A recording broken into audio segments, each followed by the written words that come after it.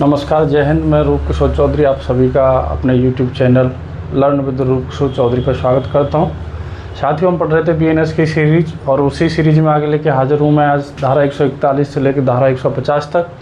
सने ऐसे ही आगे तक पढ़ते रहेंगे, आप अपनी तैयारी को करते रहें। तो बिना टाइम वेस्ट किए हम आते हैं धाराओं पर। धारा 141 में बताया गया है कि विदेश से बालक या बालिका का लाना।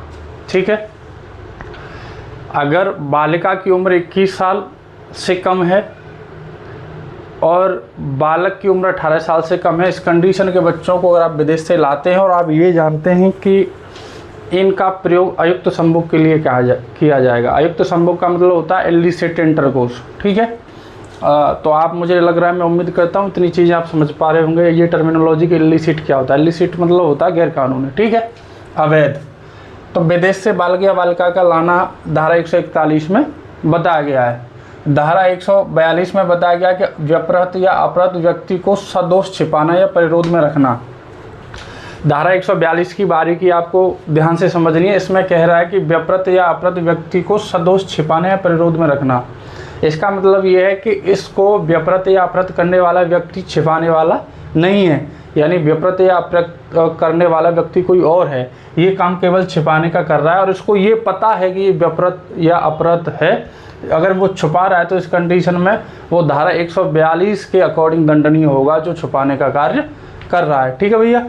धारा 143 में बताया गया व्यक्ति का दुर्व्यापार। दुर्व्यापार का मतलब ये होता है कि किसी भी व्यक्ति को आपने किसी व्यापार में खरीदने बेचने के लिए यूज किया है, ये व्यक्ति का दुर्व्यापार है। ठीक है। धारा 144 ऐसे बताती है कि जिस ऐसे व्यक्ति का जिसका दुर्व्यापार किया गया है शोषण। धारा 143 में उस व्यक्ति का दुर्व्यापार है और धारा 144 में उसका शोषण भी हो रहा है। दुर्व्यापार किए गए व्यक्ति का शोषण हो रहा है, तो ये धारा 144 के अकॉर्डिंग होगा। ठीक है भैया। धारा 145 में बताया कि दासों का अभ्यासिक व्यवहार करना।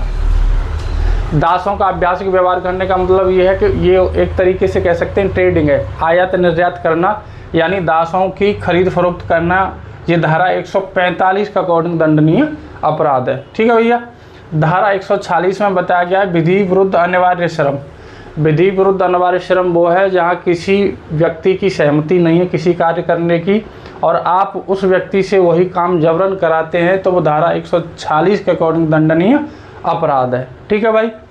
अब धारा 146 के बाद में अध्याय 7 शुरू होता है और जो बताया गया है राज्य के विरुद्ध अपराधों के विषय में। तो धारा 147 पहली धारा है राज्य के विरुद्ध अपराध के विषय में और सीरियली 147 है। तो भारत सरकार के विरुद्ध युद्ध करना, युद्ध करने का प्रयत्न करना या युद्ध करने का दुष्प्रेरण करना। समझ लो, इसमें तीन हैं, एक तरीके से तीन टर्मिनोलॉजी है कि एक तो या तो युद्ध करेगा या युद्ध करने का प्रयत्न करेगा या युद्ध करने का दुष्प्रेरण करेगा। इस कंडीशन में धारा 147 के अकॉर्डिंग वो दंडनीय होगा और इसकी सज़ा मैं आपको बता दूं आजीवन कारावास या मृत्युदंड तक इसकी सज़ा है। ठीक है। धारा 148 में बताया गया कि धारा 147 द्वारा दंडनीय अपराधों को करने का षड्यंत्र मतलब कॉन्स्पिरेसी। अगर वो जो धारा 147 में जो तीन चीज़ें बताई गई हैं, युद्ध करना, युद्ध करने का प्रयत्न करना या युद्ध करने का दुष्प्रेरण करना, ऐसी कोई कंडीशन की अगर कोई कॉन्स्पिरेसी करेगा, षड्यंत्र करेगा, तो वो धारा 148 के अकॉर्डिंग दंडनीय होगा। ठीक है भैया। धारा 149 में बताया गया है भाई कि भारत सरकार के विरुद्ध युद्ध करने के आशय से आयुध आदि संग्रह करना। कंडीशन 147 वाली है कि वो युद्ध करना चाह रहा है, लेकिन इसमें सम्मिलित ये है कि वो उसका आशय है कि वो युद्ध करेगा और इसके लिए वो आयुध सामग्री, गोला बारूद वगैरह ये सब इकट्ठे करता है, तो वो धारा 149 के अकॉर्डिंग ट्रीट किया जाएगा। धारा 150 में बताया गया कि युद्ध करने की परिकल्पना को शुकर बनाने के आशय से छुपाना। ठीक है। यानी कि कोई व्यक्ति अगर युद्ध करना चाहता है और उसे युद्ध करने के लिए वो ऐसे तथ्य इकट्ठे करता है या तो कोई इल्लिसिट हथियार द्वारा, गैर कानूनी तथ्यों द्वारा किसी कार्य का लोप करता है जिससे मतलब युद्ध हो, अगर ऐसी परिकल्पना को छुपाता है तो वो धारा 150 के अकॉर्डिंग दंडनीय होगा। तो भाई आज हमने धारा 141 से लेके 150 तक पढ़ी।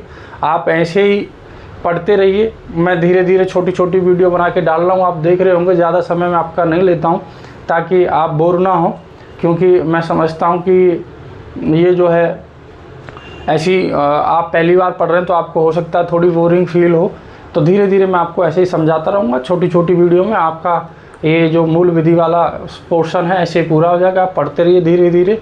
और हाँ, चैनल को यार सब्सक्राइब जरूर करें। बहुत बहुत धन्यवाद। जय हिंद।